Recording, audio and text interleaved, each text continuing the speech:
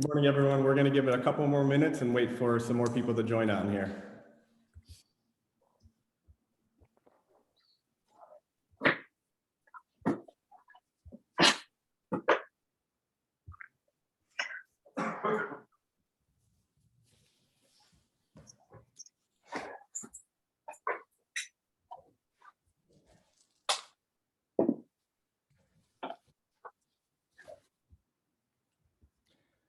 Hi, everyone. We're going to give it about one more minute and let some more people join. Thank you, everyone who's joined so far.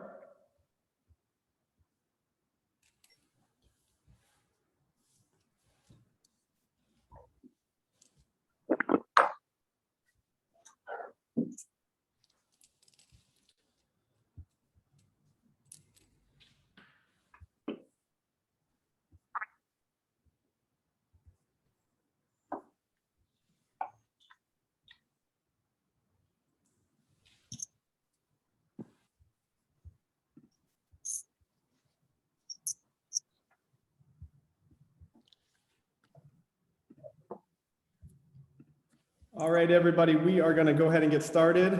Good morning to everyone. My name is Jordan Leaderman. I am the Director of Sales for 160 Marina Bay, a new boutique condominium project in the heart of Fort Lauderdale, right off of Las Olas. Today's another installment of our panel series, Under the Palms.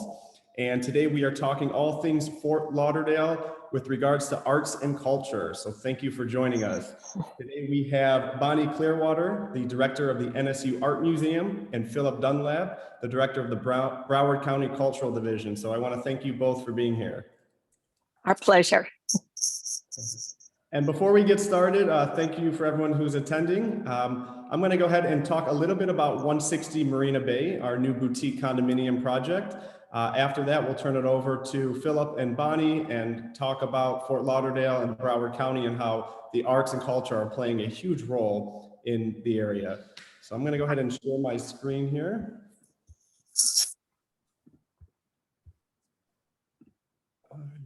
So everyone, 160 Marina Bay is a new project that we just launched in Fort Lauderdale. We are a 16-unit boutique building with 3,000 square foot units. We have a private 14 boat slip marina in the back. And this is a project right off of the Isle of Venice Drive. It is going to be the most luxurious, most high-tech building in the area. We're really proud to launch sales. We just started about a month and a half ago. The feedback has been really positive. And the project really sells itself. Our location is off of Las Olas, right about 1.4 miles from the heart of Fort Lauderdale Beach. Fort Lauderdale is known as some of the nicest beaches in Florida. We are also the yacht capital of the world and known as the Venice of Americas. We have the largest international boat show in the world. So for that reason, a lot of boaters and boat enthusiasts love the area. Fort Lauderdale is the largest city in Broward County. It's a very sophisticated and elegant city, and we'll talk more about that with Phillip and Bonnie with regards to the arts and culture. And we are located at the very far end of Isle of Venice Drive. The developer chose this location because it's more private, being on the far end of the aisle. We're also facing east, so you overlook all of the multi-million-dollar mansions on these three aisles. And facing east, you don't have the hot west afternoon sun. Large terraces are really a big part of our project, and this developer really wanted the residents to enjoy their terraces at all hours of the day, and that's why this east-facing site location was really important. We have about 240 linear feet along the water, and also being at the far end of the aisle, you can take your boat. It's really easy to navigate your own private boat from your backyard directly in all the canals and intercoastal of Fort Lauderdale. About 15 minutes and you can be out in the Atlantic Ocean. Our location is perfect for anybody that wants to live on the beach or live downtown as a city feel. Our location is a perfect blend of both. You're 1.4 miles directly to the heart of the beach. And then in the other direction, you're less than a mile to everything on Las Olas, the restaurants, the shopping, the art galleries, the bars, and all the entertainment. You can see here from an aerial view just how easy it is to get out from our site to everything in the waterways. And then you can cruise right out to Port Everglades into the Atlantic Ocean. And then to the west, you have everything starting here on Las Olas with regards to your entertainment, your restaurants, and your art galleries. We will have a beautiful pool deck along the marina with lounge chairs, cabanas, and a barbecue area along the marina. And the technology in our units will be the most state-of-the-art. From 5 touch panels throughout the unit, through voice activation, or through a phone app, you can control the front door, your lighting, your temperature, your window shades. You can even talk to your master bathroom shower head to tell it to turn on if you don't like getting into a cold shower. Everything will be really luxurious with regards to the finishes. We have huge 10-foot ceilings, really wide, spacious living areas. Our floors are imported direct from Italy. Here you can see our corner unit with wraparound terrace and your beautiful views over the mansions across the canal. We're also featuring a full wet bar in the entire dining area. Here you have black matte finishes, which will be all throughout the unit, sub-zero wine fridge, LED lighting with an open shelf, and again, beautiful floors, really spacious design. Our kitchens are chef-inspired U-shaped kitchens. We have a 10-foot island. You have two-tone cabinets, also imported from Italy. Even little finishes like lighting and linear diffusers. Everything is top-notch in this project. Our terraces are really deep. You can fit a sitting area with a couch or even a dining table. It's not your typical two-level or two-seat or small table balcony. And again, our design is very modern, but also very sophisticated and elegant in feel. We did this on purpose to keep up with the Fort Lauderdale feeling, and we're really proud of our architect and our designer for creating such a beautiful project. Here's a nighttime rendering of what our building will look like. And for more information on the project, you can go to 160marinabay.com.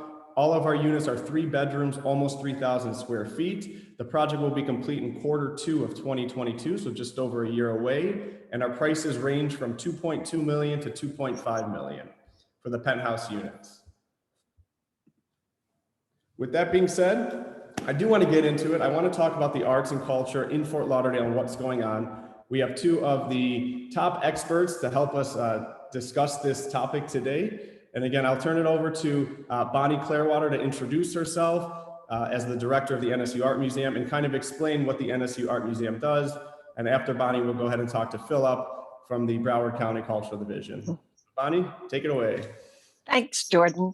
I love that you use the word sophistication and elegance because as a New York transplant who came to Miami in 1990, enticed specifically by some of the developers such as Craig Robbins, who was then developing South Beach, to help start an art world.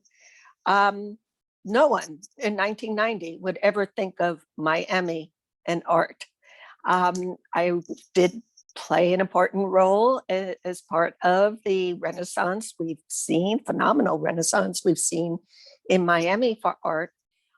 As director of the Museum of Contemporary Art in Miami for 17 years. Now you think of Miami for art as well as for beaches and fun. And however, especially with the news these days, Miami is often has the also has the representation of glitz and glamour.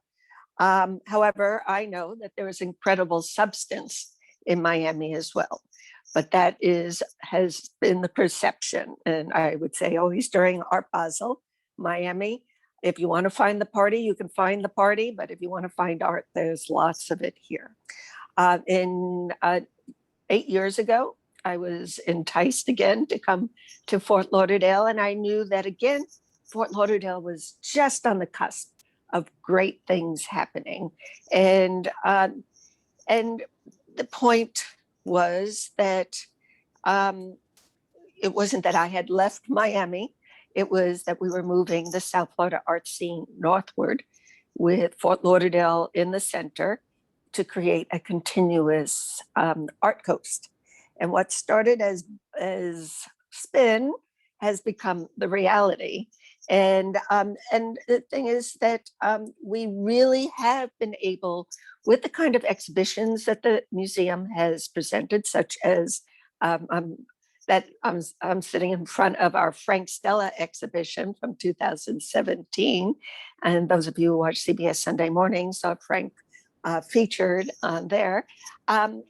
People know that the kind of programming we're bringing to Fort Lauderdale suits the real idea of what Fort Lauderdale is, which is sophistication, substance, culture. It's organic. It's grown organically, and the idea that you can have a very full life in Fort Lauderdale. It's very pedestrian friendly. That you or boater friendly. You could actually take a boat to our museum. The water taxi comes right to us.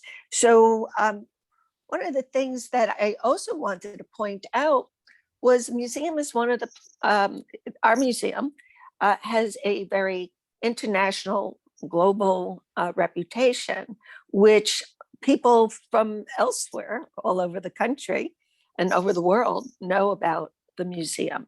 And they make a point of coming to our museum. And I know how in Miami it worked.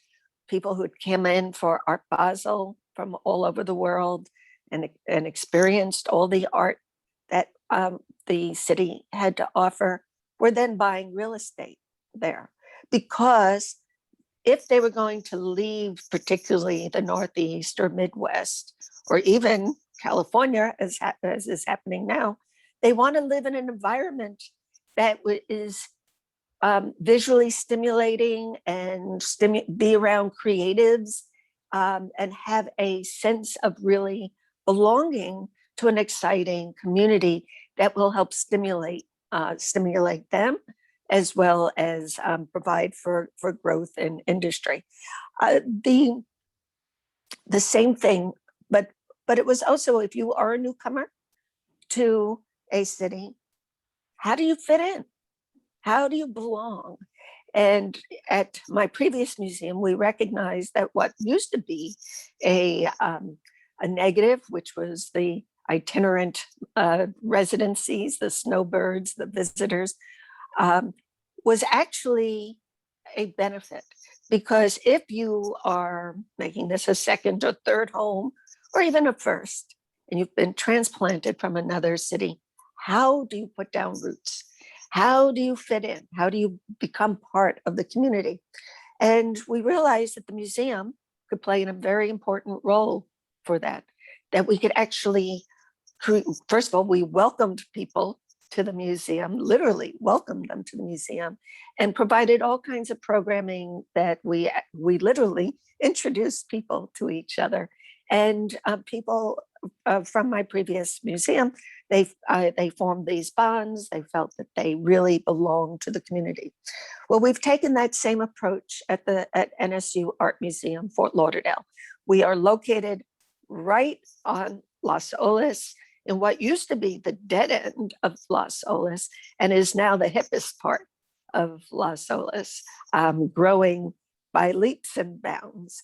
And we, again, want to be the welcome wagon, the welcome mat for all the newcomers, as a way of introducing them to their new life in Fort Lauderdale and connecting them, not only locally with their community, but the museum connect them with the world. So, so for instance, also you could have a Frank Stella exhibition in New York, as the Whitney did. But can you just sort of sit down with Frank Stella, as people did at our cafe? Or we had Pharrell Williams come and talk to 250 Broward school kids. The other thing that we're able to provide is a robust cultural education for students. We know that one of the major things that people want when they come to a new community is to know what are the educational benefits. First of all, our museum is part of Nova Southeastern University, whose main campus is in Davie, but we're located here in downtown. We provide educational opportunities for all ages, but one of our key programs is to provide over 4,000 Broward school kids a year free tours of the museum's exhibitions and free art activities. And they get to talk to international and local artists, as they did last year with Pharrell Williams. So these are just some of the things that we're able to present. The other is that we help contribute to Fort Lauderdale's very inclusive and community. It's the idea that everyone fits in here, everybody is welcome, everybody has the opportunity to meet and form strong bonds for community. So we have launched a campaign that's literally, here you could see it, called Find Your Place in the Sun. There we go. Find Your Place in the Sun, where we're not just taking a passive attitude about welcoming newcomers to Fort Lauderdale. We are working with agents, realtors, developers, the Greater Fort Lauderdale Alliance, as ways of really branding Fort Lauderdale for sophistication, culture, and substance. And that we are here to help welcome your clients, your prospective clients. From the museum's board of governors, our vice chair, Michelle Howland of the Howland Group of Compass Florida, is championing this initiative for the museum. And so you'll be hearing a lot more about that. And you can even bring your clients or prospective clients to the museum, and we will be happy to give them a tour and tell them about all the exciting opportunities that are happening in Fort Lauderdale. We have greatly to thank our other guests here today, Phillip Dunlap, and the Broward Cultural Division, for making so much of this vibrancy happen. Great. And thank you so much, Bonnie. Before I turn over to Phillip, I just want to mention, if anybody has any questions during this webinar, there's a Q&A box at the bottom of your screen. So go ahead and type in your questions and we'll try to either tackle them during the conversation or towards the end of the webinar. But Bonnie, thank you. With that being said, Phillip, I want you to go ahead and introduce yourself in the Broward County Cultural Division. And then also, if you can kind of piggyback on what Bonnie was saying on how the division plays such an important role in creating the sense of community in Broward County and Fort Lauderdale. Sure, thanks, Jordan, and thanks, Bonnie, for being here and for your kind words. So my name is Phillip Dunlap. I'm the director of Broward County's Cultural Division. We are Broward County's local arts agency, and the local arts agency is a designation that usually is given to an agency. It could be a government agency, which in our case, we're a division of Broward County government, or a quasi-governmental entity. And usually it's an entity that takes public funds, be it tourism tax, or it could be other public funds. Our funding is mostly through the county general fund budget with some support from the tourist development tax. And we take those funds and we invest in the arts and culture sector. So our mission at the Cultural Division is to really enhance the cultural environment of Broward County through development of the arts. So think of us like economic development, but specifically focused on the arts and culture sector, and where economic development efforts focus on financial support, they focus on public awareness, they focus on other aspects. It might be master planning, it might be these kinds of things.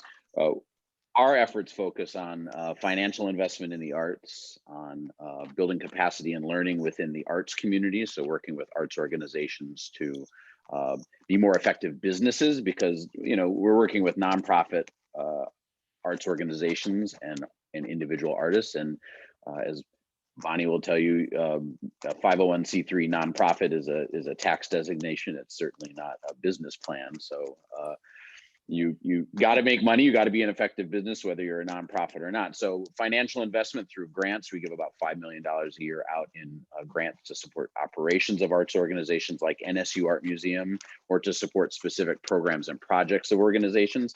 And a unique aspect of our financial funding is we do actually give money to individual artists. So typically you'll see an organization financially support a nonprofit organization, and they're less likely to give money to individual artists, but we actually do give money to support the projects of artists. So financial investment, building capacity and learning to be more effective businesses and artists, public awareness and branding is a huge piece of what we do. So we do a lot of marketing and promotion of the arts, whether it's helping to amplify the stories of our grantees and our artists, or one of the things we're working on right now are some curated public art walking tours of different neighborhoods within Broward County. So someone could go to Fat Village or the Mass District or other areas and use their mobile device to explore public art in various neighborhoods. So that's a little bit about the division and sort of our efforts and our mission. Terrific, terrific. And at 160 Marina Bay, we have noticed a mass migration of people moving into the state. A lot of our buyers are from out of state. And obviously everyone hears about this going on right now. Phil, what are some of the things, I know Bonnie mentioned they have the Under the Sunshine or a program to outreach to these new residents. What are some of the things the division's doing for future plans to kind of address and target these new residents to the state of Florida, especially Broward County? Yeah, you know, that's a great question. I've certainly met a ton of people that are either moving back to this area from specifically from the East Coast, further north, excuse me, New York, New Jersey area. They may have grown up here and left, you know, to go live and work in New York, and then obviously with the pandemic are moving back. And this is something, you know, that we have to think about. There's a lot of great resources, and I've been talking to some organizations about how we maybe put together welcome packages for people that are moving in and work with the development community, the real estate, the realtors, to offer these welcome packages that show what is actually happening in the arts. You know, you're on the Isle of Venice, you're really within walking distance from the NSU Art Museum. I mean, it's a commitment of a walk, of course, but it's also not that far of a drive. As Bonnie said, the water taxi is a great option.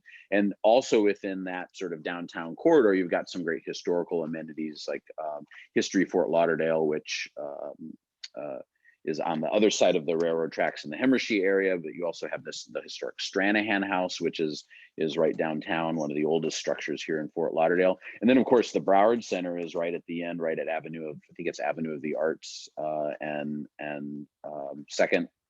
I'm getting my directions mixed up. A lot of our arts organizations present concerts out of the Broward Center, whether it's Gold Coast Jazz Society presenting jazz concerts, whether it's Slow Burn Theater doing their concerts, South Florida Symphony of the Americas. The Broward Center has its own series, very heavily focused on Broadway and other aspects.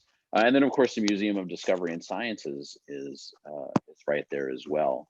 A couple weeks ago, we launched a sort of an experiment in public art initiative, temporary public art, where we projected massive digital art installations on 3 buildings in downtown Fort Lauderdale. Part of it was to see what we could do with COVID to provide an arts experience in a safe, outdoor, very low density environment. 2 of the installations were on the NSU Art Museum. We also did a 10-story digital art installation on Society Las Olas, which is a new, very arts-centric, arts-focused, rental development downtown. And then we projected on Government Center as well. So we're trying different things. You know, one of the aspects of Broward County that make it difficult from a branding and marketing standpoint is that Broward County is very spread out. There's 2 million people in Broward County. There are 31 cities. Each city has its own identity. Each city has its own sort of core. And one of the things that helps arts infrastructure develop is obtaining critical mass of institutions located in a certain area, of people, moving to a certain area, and creating that arts ecosystem and those balances of the people living their residences, what they're looking for, and the arts organizations that have the actual spaces and the infrastructure. So there's a lot of, it's, as one of my colleagues would say, it's a 1,000-piece puzzle. But there's so much opportunity, and as Bonnie said, Fort Lauderdale really is on the cusp. If you've been keeping an eye on the news and seeing all the developments that are coming to the market, the new proposed joint governmental center, which is, tentatively or supposed to house Fort Lauderdale city government and Broward County government, because this is the county seat, and also some other real major developments that I think are going to help focus our arts infrastructure in sort of this centralized corridor. Great. General question for both of you: How does Broward County and Fort Lauderdale benefit? Because we are directly in the middle of the Tri-County area. So we have Miami-Dade to the south, Palm Beach County to the north. All three counties are very popular places, especially for new residents. Does Broward County, in particular Fort Lauderdale, benefit from being in the middle of these two counties, and how do they do? Absolutely. We pull, as I said, we're now the center of the whole South Florida art coast. Because of the kind of programming we do, it is worth the drive, or when the Bright Line starts up again, we're in walking distance to the Bright Line. And we pull heavily from Palm Beach and from Miami. And, because of so many people from New York and the Midwest who are used to going to museums, they will bring their friends and relatives that visit to come see the museum because they're proud of the kind of programming. It's a kind of world-class programming that you would see at any international museum.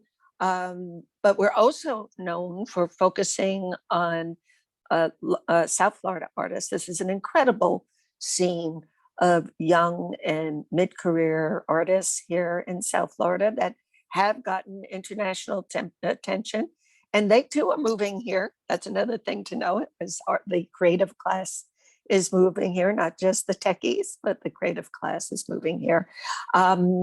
So we're known for that, and organizing very unique exhibitions that you can't see anywhere else, as well as collections here.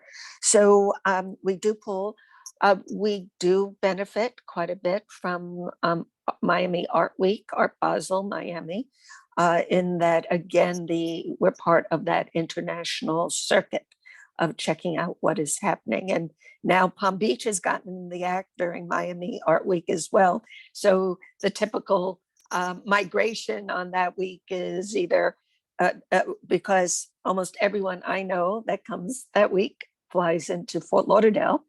So they either make our museum the first stop or the last stop during their week. So the museum really did make this a point to make sure that Fort Lauderdale really is the hub, pulling from both directions. We have a number of board members in both Miami and Palm Beach.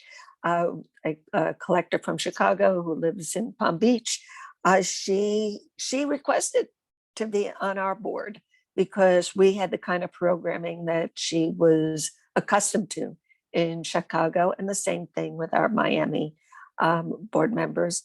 A lot of collectors are moving here. I was glad to see that you do have wall space in your property, because that's one of the things that collectors are looking for, is wall space.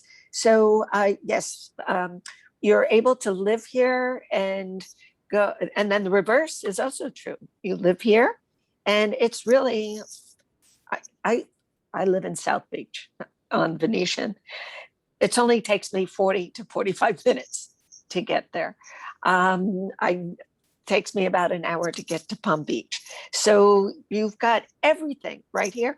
It works even better than if you were in Palm Beach or Miami. Palm Beach to Miami, that's a long trip. Going from Palm Beach to Fort Lauderdale, again, only an hour. Same thing from Miami to Palm Beach is a long trip. We're really close. So you do benefit in both ways of this being the hub for South Florida. Terrific. And sort of to piggyback on that, it's a proven fact.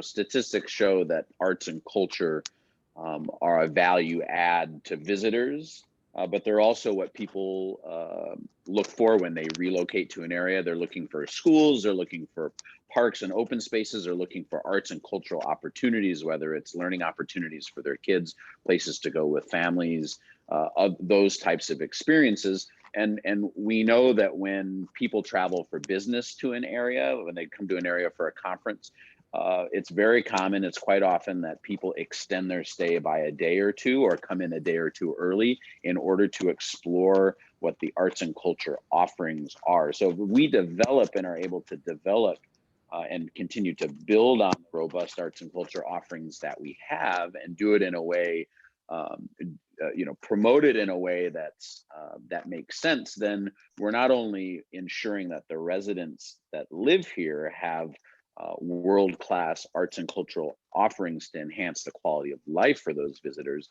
but we're ensuring that when people travel here for business, or when you can't be at the beach all the time, so we got to work on drawing people west of the beach for a night to come to the Broward Center and see a show, or come to the NSU Art Museum and see an exhibition, or go to the Museum of Discovery and Science and take your kids, right? There's a lot of opportunity, and that's just a couple of the ways that both residents and visitors benefit. And we know that if the visitors are exploring and investing and paying for arts and cultural opportunities, that benefits the residents, because that's employing people, right? That's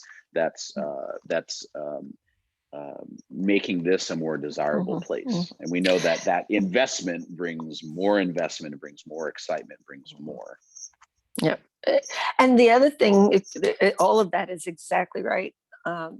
Phil, we are in our partnering with other developers, and they are actually coming to us to partner, and they are offering as part of their closing with their clients a gift membership to the museum. So they see that as a very desirable part of enticing. When there was another property that had sponsored our Frank Stella show, they used an image from that Frank Stella show to advertise their property every month in the New York Times Magazine. Not a picture of the building, was a picture of the art, and they said it was one of the biggest draws they had to their new property.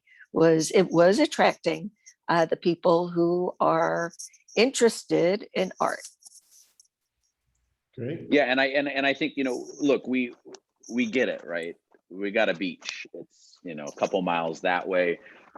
Broward County has got 31 miles, 32 miles, 28 miles, I forget, of pristine beaches. We don't have to sell the beaches, right? We know it's here. This is why people come here, right?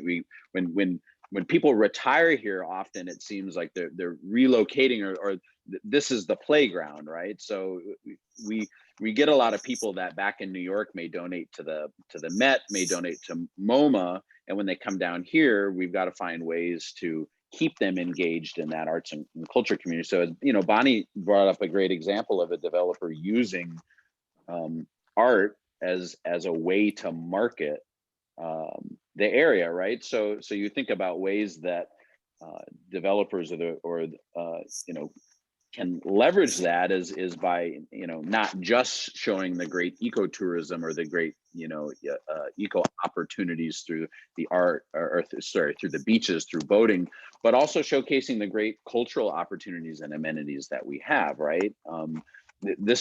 We've got to get in the habit as a community, not only, the business community more broadly, and these are conversations that I'm having with other entities and with other organizations, is making sure that the arts are at the table in those conversations. So when we're selling the area, we're not selling the things that are the obvious things of the beach and the water. I mean, those are important, right? That's probably the biggest draw of that and the weather, why people come here. But there's so much more if we say, okay, we don't, people already know we've got beaches, so let's look at what else we can add to the conversation, and that benefits everybody. If the arts aren't being talked about, then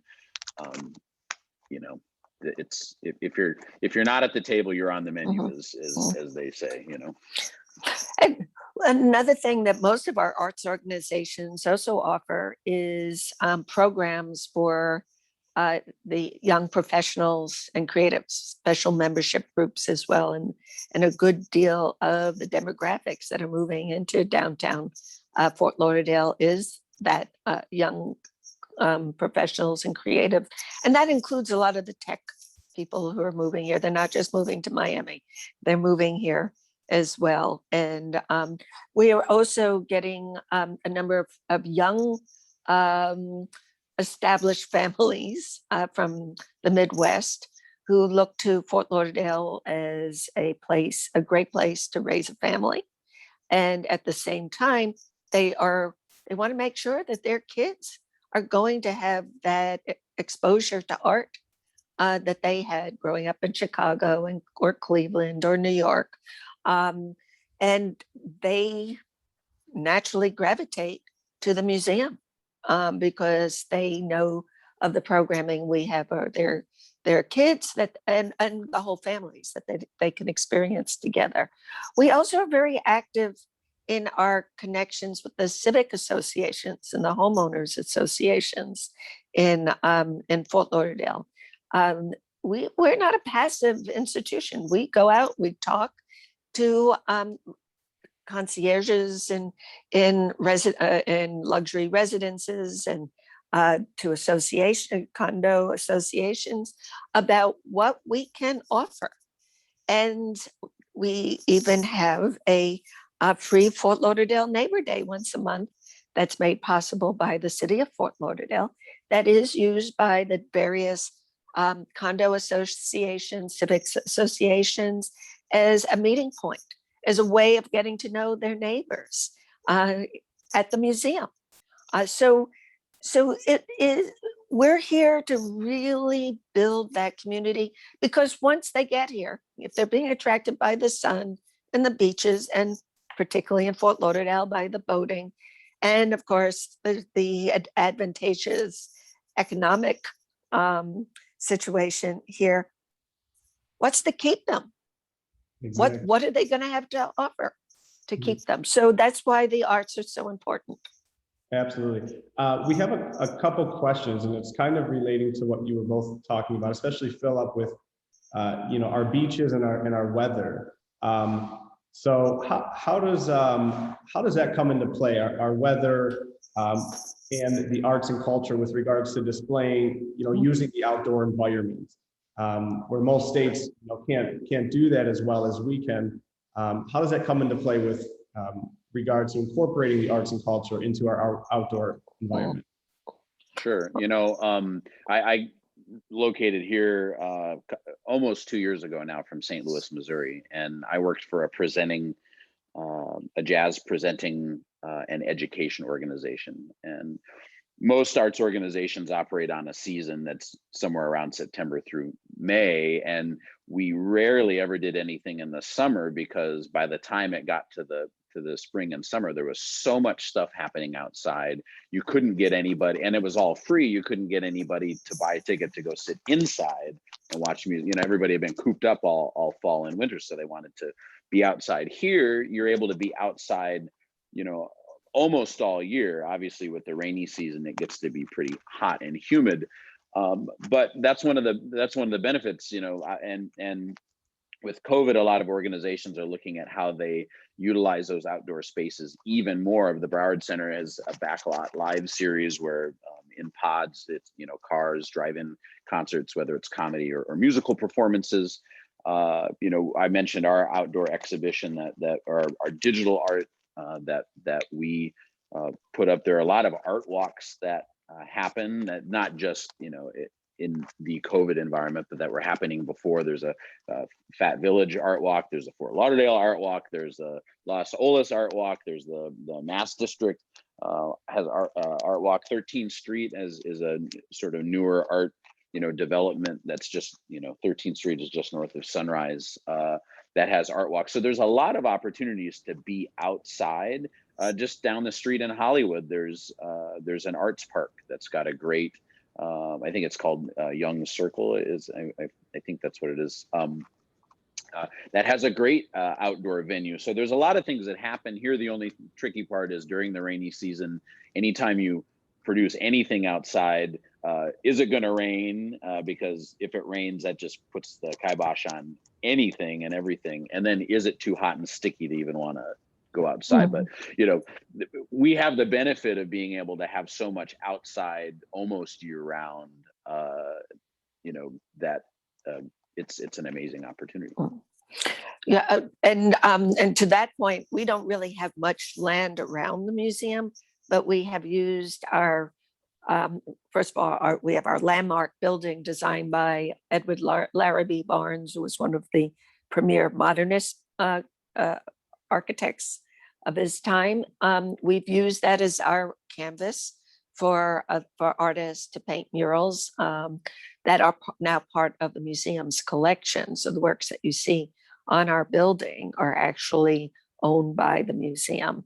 And also Fort Lauderdale, the city of Fort Lauderdale has just started an art in public places program, and that will be incorporating everything from the water taxis to the parks to the lifeguards stations on the beach. So the local governments get that art is a really important part of the marketing, the identifying of place. You go to Chicago, you see the sculpture called the Bean in the park, in Millennial Park. And that has not only become an important sculpture for the city, but it is also become one of the images of the city. You know where you are when you see that image. And our local governments get that and realize that this is important. I know, Phil, one of the art projects is for the Andrews Avenue Bridge, and that's going to be exciting.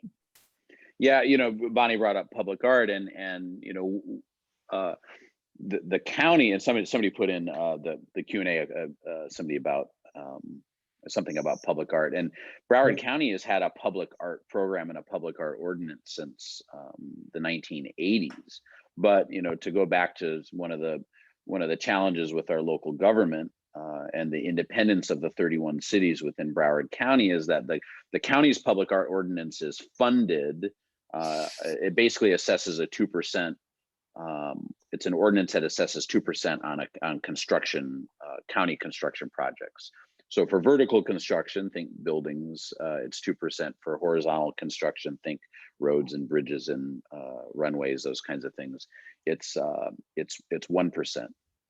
And but the county generates those funds, and so those public art initiatives and those public art projects are incorporated into county buildings, county facilities, county projects, which are roadways, bridges, and the county buildings are like government center, it's libraries, it's parks, right? So think of the county like Swiss cheese, and in the holes are the cities, right? And everything else is the county. So if the city of Fort Lauderdale wants public art, if the residents of Fort Lauderdale want art in public places, then Fort Lauderdale as a city has to find a way to fund and administer the program. And I believe Bonnie is on the Public Art and Placemaking Advisory Board. What we've done at the division is started consulting with Broward County municipalities as a way to use our expertise to advise cities on creating and administering their own public art programs. So although it's not a county initiative necessarily, the people that live here don't see the difference between the county and the city. They know that this is where they live. They see what they see, and if they want more art, it doesn't matter to them if it's the county or city. They want more art. So the city of Fort Lauderdale instituted an ordinance. We're consulting with them on how that ordinance is funded, how the program is administered, because you have to think about selecting artists, you have to think about the whole process, so it's a public, open, and transparent process. Otherwise, you end up with something that becomes publicly controversial, and people wonder why this statue is, in the middle of the street somewhere because you didn't do the work. So we're also working with Dania Beach on their public art program, but the city of Hollywood has had a public art program for a long time. They've got their downtown mural project, so you can go down to Hollywood, and they've got a great website with a map. You can see a lot of great murals. So a lot of Wilton Manors, even the city just north has a public art program, and a great little organization called Wilton Art, which is fundraising private money in order to put art in public places in Wilton Manors. So there's a lot of great things. I think in Wilton it's called stop and look up. So as you're walking and looking down at the street, they've got these little markers, and when you see it, if you stop and look up, they've got these great new art pieces that are attached to a lot of the lampposts that you wouldn't necessarily see. So there's a lot of great gems if people just explore and explore what's around them. Terrific. Guys, the webinar is supposed to be 45 minutes. There is so much to talk about with you two. We can go on forever. So I want to wrap up with, we have a couple specific questions about the project. I'll answer those and tell everyone how we can get more information. But our project, 160 Marina Bay, we are about 20% sold. We just launched a couple months ago, and we are still offering our first level family and friends pricing. For more information on the project, you can go to 160marinabay.com. You can email me at jordan@160marinabay, or you can call our sales center at 954-939-0440. Again, that's 160marinabay.com. Bonnie, Phillip, I'll turn it over to you to tell everyone how they can get more information if they want to learn more about the NSU Art Museum or just arts and culture for Broward County. So Bonnie, go for it. Sure. Thank you, Jordan. Yes, please contact us at nsuartmuseum.org. And we welcome you to come. And I will even give you my cell number if you want to contact me personally. It's 954-868-5638. And we look forward to welcoming you. And if you want to know more about our Find Your Place in the Sun campaign, which we are launching this week, please contact me and I will fill you in, and we'll find out how we can work together. Thank you, Jordan. Thanks for having both of us and for discussing the importance of arts and culture. I think the more of these conversations we can have, the better. You can learn more about the Broward Cultural Division through our website. It's broward.org/arts. That's where you'll find information on our public art programs, on our community engagement programs, our grant programs for nonprofit organizations and artists. We also run a website, artscalendar.com. And when I was moving here, I just put in Google, I just typed in Arts Calendar Broward, and that popped up. And so that's where we put a lot of our grantee events, and actually events of folks, just of organizations that are in Miami and Palm Beach and Broward that are not our grantees as well. So you can find a lot of information at broward.org/arts about our programs, or artscalendar.com. And the last thing I'll leave you with, if anyone is going through the airport, we Fort Lauderdale Airport, we just unveiled an employee art exhibition called I Bet You Didn't Know, and it actually features original artwork by 43 airport employees. It's everything from the people that may push the wheelchairs to flight attendants or gate agents that work at the airport. It's in the terminal connector between Terminal 3 and 4. So unfortunately, you can't go see it if you don't have a ticket. But if you are flying out of the airport between now and I think the end of September when it's up, through September 10th, go check out some great art by some amazing airport employees. Amazing. And by the way, Bonnie and Phillip, because I knew I was having you two on the webinar today, I wore my artsiest blazer. It looks great. It looks great. Thanks. Well, guys, I really do want to thank you, Bonnie and Phillip. It was truly amazing. For those of you who want to watch the webinar later or share with friends and family, we will be posting this video on our social channels, especially YouTube, which is 160 Marina Bay. And again, Bonnie and Phillip, thank you so much for your time telling us all about the arts and culture in Broward County and Fort Lauderdale. So once again, thank you. And I want to thank every one of our attendees for joining today. Next Thank week, you. another webinar under the palms. We'll be talking about a different aspect of Fort Lauderdale. So thanks everyone once again. Okay. Thank you. Thank you for the opportunity. My pleasure.